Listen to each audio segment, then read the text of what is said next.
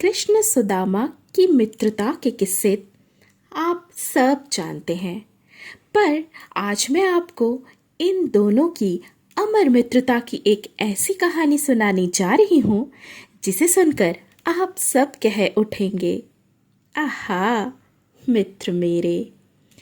नमस्कार, आदाब, सत श्री अकाल। ये है आपकी अपनी कहानियों का चैनल जिसका नाम है कहानियाँ दिल से। मैं हूँ आपकी दोस्त गार्गी विद्यांत। आज आपको सुनाने जा रही हूँ अपनी ही लिखी एक पौराणिक कथा जिसका शीर्षक है मित्र मेरे। बाहर बारिश तो रुक गई थी, किंतु बेमौसम हुई बरसात ने प्रकृति में मानो नई जान फूंक दी थी। सांदीपनी ऋषि के आश्रम में रात गहराने लगी थी। रोज के नियमानुसार सभी विद्यार्थी अपनी अपनी कुटिया में सो रहे थे। आश्रम के ठीक बीचों बीच बने तालाब में बारिश रुकने के बाद मेंढकों ने जलसा सजाया था। आसपास के पेड़ों से आती झिंगुरों की आवाज मानो मेंढकों के साथ जुगलबंदी कर रही थी। जुगनू दल भी उनके इस जलसे में रोशनी का प्रबंध करती नजर आ रही थी। ऋषि सांदीपनी के सो जाने के बाद रोज की तरह गुरु माता सुमुखी देवी ने विद्यार्थियों की कुटिया में प्रवेश किया। गुरु माता रोज सोने से पहले एक बार सभी विद्यार्थियों को देखने अवश्य आती थी। गुरु माता का विद्यार्थियों से ये अद्भुत लगाव ऋषि सांदीपनी अच्छी तरह समझते थे। पुत्र पुनर्दत्त को खोने के बाद सुमुखी देवी की तो जीने की कोई लालसा ही नहीं रही थी, किंतु आश्रम के इन विद्यार्थियों को देखकर उनके जख्मी मन को थोड़ी ठंडक मिलती थी। एक और पुत्र पुनर्दत्त जिसे दुर्भाग्य से उन्होंने खो दिया था, तो वहीं दूसरी ओर दूर प्रांतों से आए विद्यार्थीगण जो अपना घर बार, आराम सुख, माता पिता को छोड़ ज्ञान प्राप्त करने आश्रम आए थे। गुरु माता आश्रम के प्रत्येक विद्यार्थी में अपने खोए पुत्र को देखती थी, उसे महसूस करती थी। माँ तो आखिर माँ होती है, चाहे घर में रहे अथवा आश्रम में गुरु माँ के रूप में। उस रात भी सभी विद्यार्थी पूरे दिन की मेहनत के बाद निढाल होकर सो रहे थे। सबके चेहरे पर एक दिव्य संतुष्टि की रेखा थी। पल भर में गुरु माँ के मन में भी ऋषि सांदीपनी के लिए आदर और बढ़ गया। सब सो रहे थे संतुष्टि की नींद। गुरु माँ जैसे ही वापस जाने के लिए मुड़ी, उन्हें किसी की सिसकने की आवाज सुनाई दी। उस मार्मिक आवाज को सुन गुरु माँ ठिठक गई। आवाज का पीछा किया तो फूस की चटाई पर लेटे सुदामा दिखाई दिए। पुत्र सुदामा, क्या बात है पुत्र, तुम अब तक जाग रहे हो, और ये आंसू किस कारण पुत्र? गुरु माँ की ममतामयी स्पर्श अपने माथे पर अनुभव करते हुए सुदामा उठ बैठे। उनका पूरा चेहरा आंसुओं से तरबतर था। आंखें सूजी हुई थी, मानो सुदामा काफी देर से रो रहे थे। गुरु माँ को अपने पास पाकर सुदामा खुद को रोक न सके। अश्रुधारा मानो पलकों का बांध तोड़कर अविरल बहने लगी उनकी आंखों से। आश्रम के बाहर बारिश रुक चुकी थी, किंतु आश्रम के भीतर सुदामा की आंखों से लगातार झमझम वर्षा हो रही थी। रात भी नम थी और गुरु माँ के साथ साथ सुदामा की आंखें भी नम थी। पुत्र सुदामा, गुरु माँ भी तो माँ होती है। आज से पहले तुम्हें कभी मैंने इतना व्याकुल नहीं देखा। कान्हा, बलराम और आश्रम के अन्य बालकों के साथ तुम्हें तो मैंने सदैव हंसते मुस्कुराते ही पाया है पुत्र। फिर आज ऐसी कौन सी बात हो गई कि जिससे तुम चुपचाप इस तरह पीड़ा सह रहे हो? कहते कहते गुरु माँ ने अपनी आंचल से सुदामा का चेहरा साफ कर दिया। माँ का एक ममतामयी स्पर्श भी कठिन से कठिन दर्द और तकलीफ एक पल में दूर करने की क्षमता रखता है। और अगर वो ममतामयी स्पर्श स्वयं गुरु माँ का हुआ तो उसे ईश्वर की परम कृपा ही कहा जाएगा। गुरु माँ की गोद में सिर रखकर सुदामा ने कांपती आवाज में पूरी घटना विस्तार से बताना शुरू किया। सुदामा के उस आवाज में दर्द और पश्चाताप के साथ साथ असीम स्नेह और विश्वास की परत भी थी। गुरु माँ, आज मुझसे बहुत बड़ी भूल हो गई। मेरी वजह से मित्र कृष्ण को आज जंगल में भूख से संतुष्टि करनी पड़ी। कहते हुए सुदामा फिर सिसकने लगे। गुरु माँ ने उनके माथे पर हाथ फेरा। रूंधे गले से सुदामा किसी नन्हे बालक की भांति पूछ बैठे, गुरु माँ, क्या मित्र को अकारण ही कष्ट देने से ईश्वर पाप देते हैं? सुदामा का प्रश्न सुनकर गुरु माँ की भी आंखें भीग गई। पूरा गुरुकुल कृष्ण सुदामा की मित्रता की मिसाल देता है। यहाँ तक कि स्वयं दाऊ बलराम भी कभी कभी दोनों की मित्रता देखकर ईर्ष्या करते थे। पूरे गुरुकुल में यूं तो सुदामा के कई मित्र थे, किंतु सुदामा के लिए कृष्ण जैसा दूसरा मित्र इस गुरुकुल में तो क्या, इस जगत में कहीं नहीं था। तो क्या कृष्ण सुदामा की मित्रता को किसी की नजर लग गई? सोचते हुए गुरु माँ का मन विचलित होने लगा। गुरु माँ, मैंने जानबूझकर कान्हा को दुख नहीं दिया और कान्हा ने भी तो मुझे कुछ नहीं कहा। मुझे वो डांट भी तो सकता था, मुझसे रूठ भी तो सकता था, पर उसने तो ऐसे दिखाया मानो कुछ हुआ ही नहीं, मानो उसे कोई फर्क नहीं पड़ा, मानो मैं उसके लिए कोई नहीं। जहां प्रेम, मित्रता, श्रद्धा, समर्पण होती है, वहां शिकायत, रूठना, मनाना लगा रहता है। यही प्रकृति भी है। गुरु माँ ने हैरानी से पूछा, क्यों सुदामा, ऐसा क्या हो गया तुम दोनों के बीच? सुबह तो तुम दोनों उछलते कूदते जंगल से लकड़ियां लाने गए थे ना साथ साथ? सुदामा ने अपने बाईं गाल पर लुढ़कते आंसू की बूंद को पोंछते हुए उत्तर दिया, गुरु माँ, जंगल में ही तो ऐसा कुछ घटित हुआ कि मुझे ग्लानि हो रही है, शर्म आ रही है खुद को कृष्ण का मित्र कहते हुए। सुदामा ने बांस की लकड़ी से बाहर भीगी, काली, थकी अंधियारी रात की ओर देखते हुए पूरी घटना विस्तार से बताना आरंभ किया। कान्हा, अरे ओ कान्हा, जल्दी करो, हम जितनी जल्दी जंगल से लकड़ियां ले आएंगे, वापस लौटकर हमें खेलने का उतना अधिक समय मिलेगा। और सुनो, आज हम नदी में कंकड़ फेंकने का खेल नहीं खेलेंगे। एक ही खेल खेलते खेलते मेरा मन भर गया है, आज कुछ नया खेलेंगे। सुदामा ने रस्सी और कुल्हाड़ी कांधे पर रखते हुए कहा, मेरे भोले प्यारे सखा, हम जानते हैं आपको खेल और खाने, इन दोनों चीजों में कितनी रुचि है।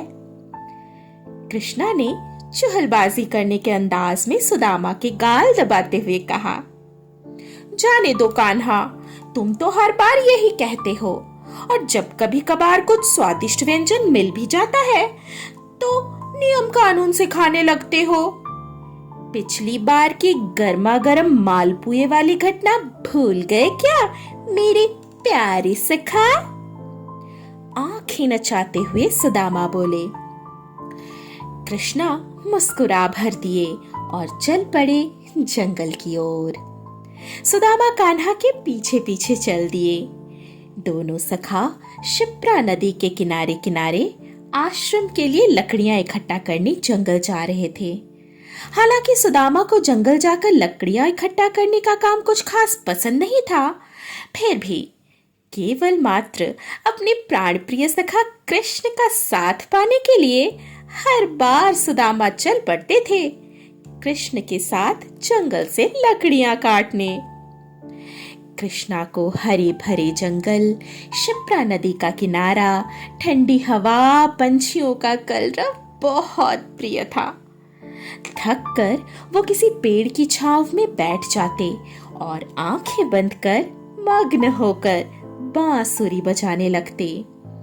पूरा जंगल मानो किसी जादू के मोह में थम सा जाया करता, स्तब्ध और शांत होकर। उनके सिर पर मोर मुकुट मंद मंद हवा से कुछ ऐसे थिरकता मानो नृत्य कर रहा हो। सुदामा के लिए यही उनकी मेहनत का अमूल्य मोल था, जिसे देखने वो बार बार चले आते थे जंगल की ओर। यूं तो आश्रम के लगभग सभी विद्यार्थी कृष्णा को सखा रूप में पाकर स्वयं को भाग्यशाली समझते थे, किंतु उन सभी में केवल मात्र सुदामा ही ऐसे थे जिन्हें सखा रूप में पाकर स्वयं कान्हा खुद को धन्य समझते थे। जनेऊधारी दुबली पतली देह, सिर पर बालों के नाम पर बस एक गांठ बंधी चुटिया, पुरानी पीले रंग की धोती, पैरों में खड़ाऊ और हंसमुख मुस्कुराता चेहरा।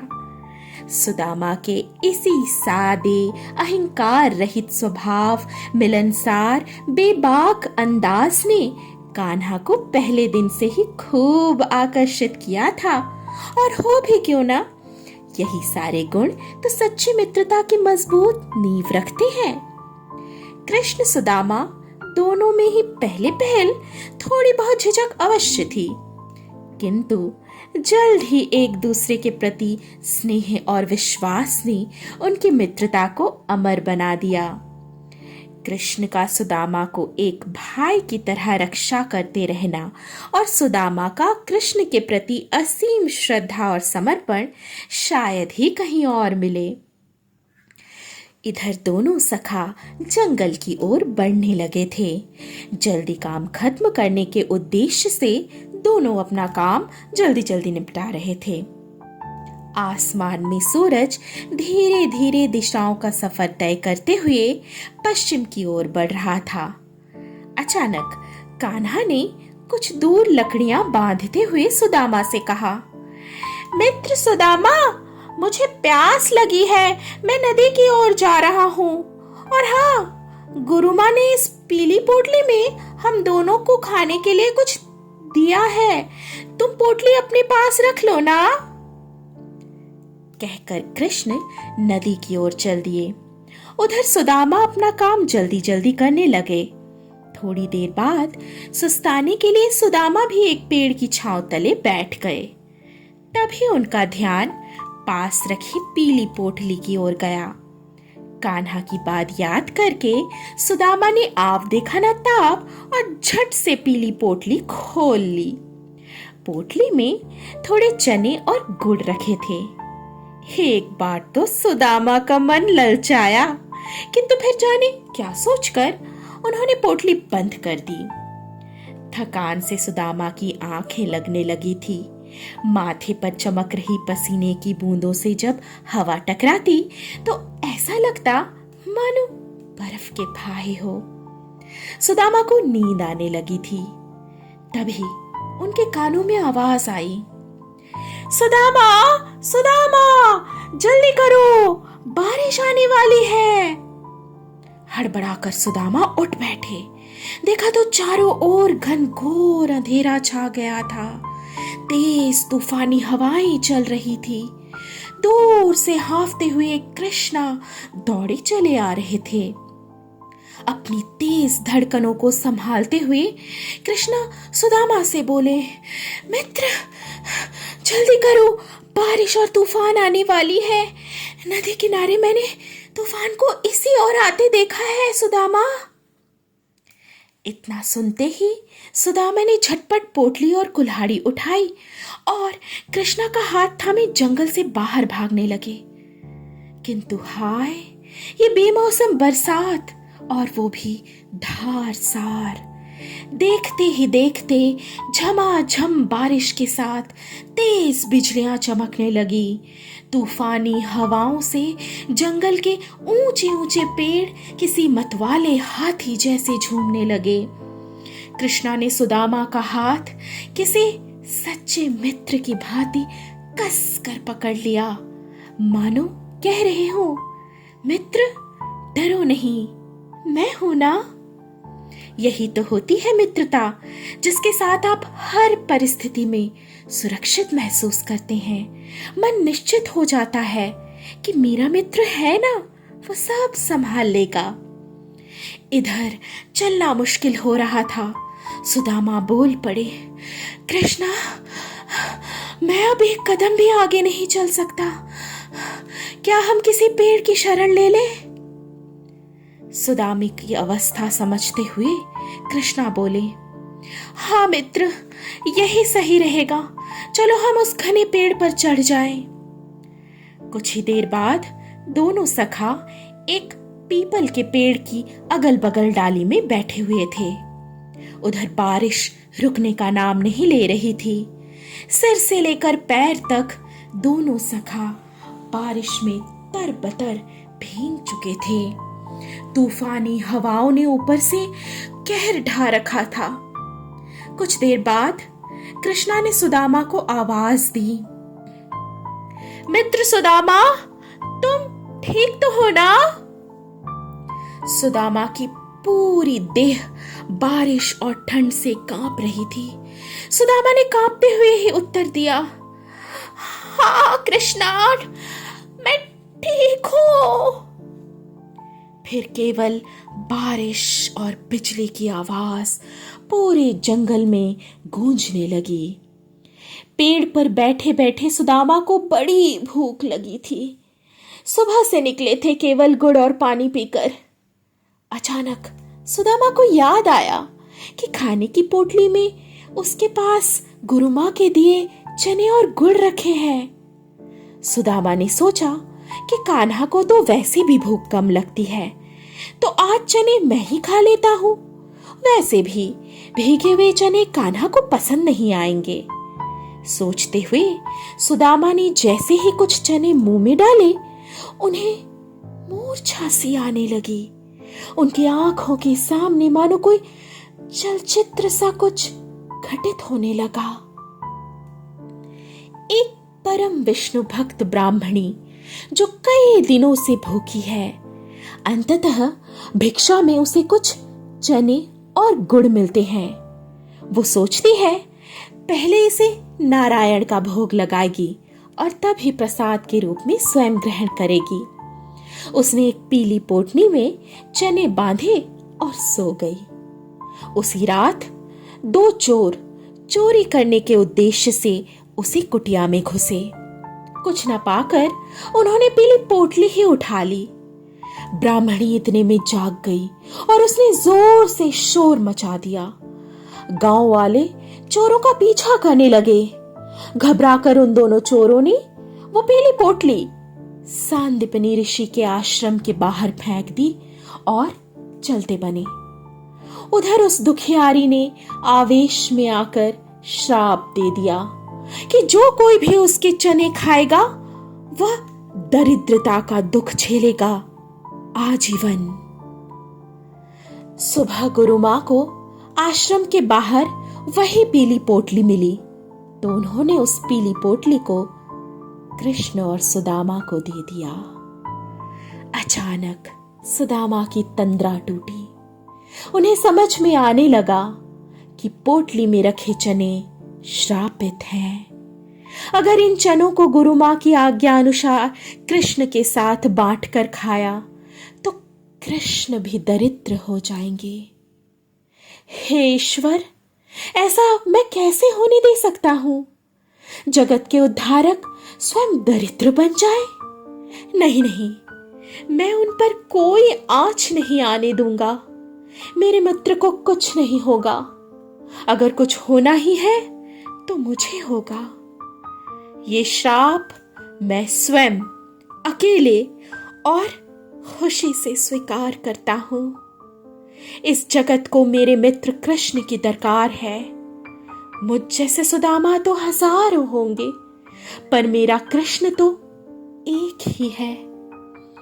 कहते हुए सुदामा ने भीगी आंखों से पोटली के सारे समस्त श्रापित चने खा लिए। जंगल की बरसात और सुदामा के मन में हो रही बरसात से पूरा माहौल गमगीन हो उठा। क्या खूब निभाई मित्रता सुदामा ने। मित्र पर कोई आँच न आए, चाहे उसके लिए श्राप का विष स्वयं ही पान करना पड़े। उधर कान्हा को जब भूख लगी तो सुदामा ने चने भूलवश अकेले खा लेने का बहाना बना दिया। कृष्णा को समझने में ज्यादा वक्त नहीं लगा कि आखिर सुदामा ने किस कारण सारे चने अकेले ही खा लिए। मन ही मन कृष्णा अपने प्राण प्रिय सखा सुदामा पर गर्व करने लगे। गर्व से उनकी आंखें चमक उठी।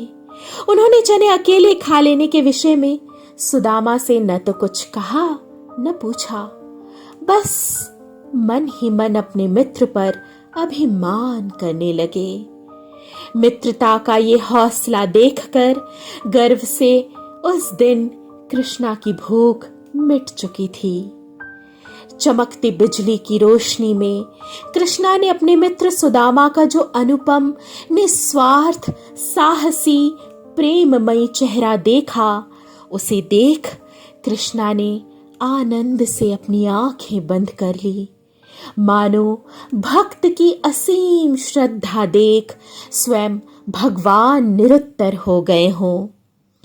कृष्णा की आंखें भी झमाझम बरसने लगी। पेड़ की डाल पर बैठे दो मित्र एक दूसरे के प्रति मित्रता की ऐसी मिसाल पेश कर गए जो सदियों के लिए अमर हो गई। उधर जब कृष्णा के मनोभाव से बेखबर सुदामा ने देखा कि कृष्णा ने उनसे उस विषय में कोई बात नहीं की, तो सुदामा का हृदय भारी हो गया। उन्होंने सोचा कि अवश्य ही हर बार की तरह इस बार भी उन्होंने अपने सखा कृष्णा को निराश किया है। कान्हा, तुमने मुझे डांटा क्यों नहीं? मेरे कान क्यों नहीं पकड़े? क्या अब हम मित्र नहीं रहेंगे? क्या मेरा निर्णय गलत था?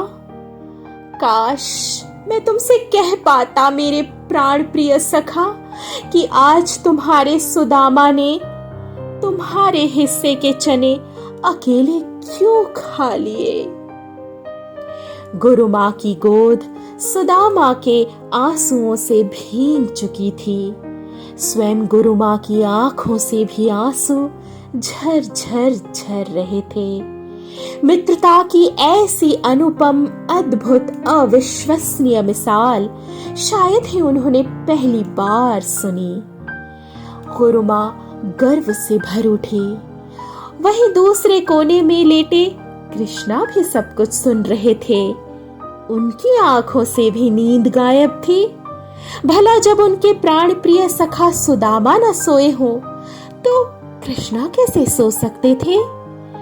नमी भरी आंखों में कृष्णा बस यही सोचे जा रहे थे कि उनकी और सुदामा की मित्रता को किसी की नजर न लगे। आश्रम में रात गहराती जा रही थी, किंतु 3 जोड़ी आंखों और हृदय में गर्व का उजाला संसार को आलोकित कर रहा था। अनुपम मित्रता की अनुपम और अमर दास्तां बनकर। बस ये कहानी इतनी ही। अभी आप सुन रहे थे मेरी यानी गार्गी विद्यांत की आवाज में मेरी ही लिखी एक पौराणिक कथा, जिसका शीर्षक था मित्र मेरे। ये है आपकी अपनी कहानियों का चैनल, कहानियां दिल से। कहानी आपको कैसी लगी हमें कमेंट करके अवश्य बताएं। आगे ऐसी और भी कहानियां सुनने के लिए चैनल को लाइक और सब्सक्राइब करना बिल्कुल न भूलें। आज के लिए दीजिए मुझे इजाजत। नमस्कार।